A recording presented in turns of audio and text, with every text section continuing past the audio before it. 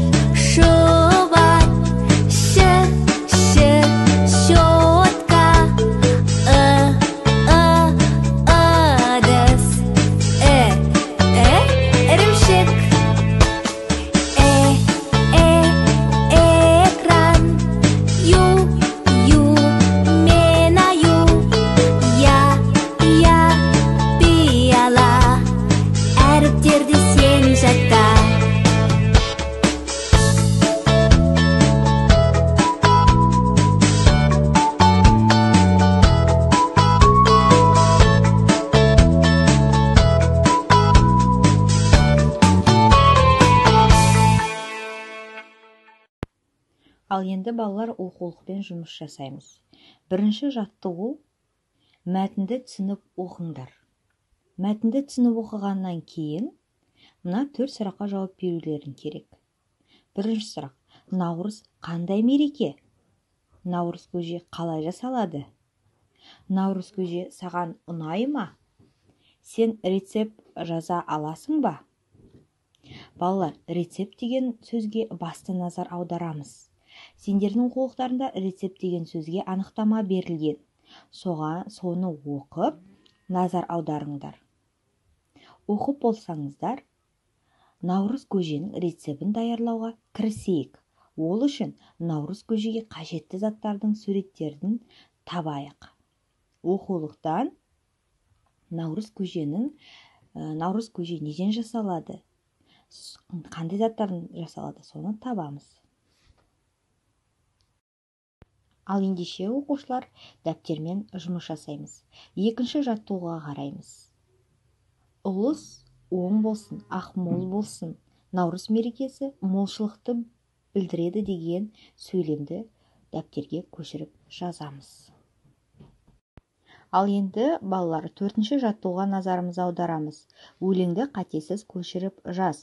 Наурыз келді, тойлаймыз, шаттанамыз, ойнаймыз. Дастархан үстінде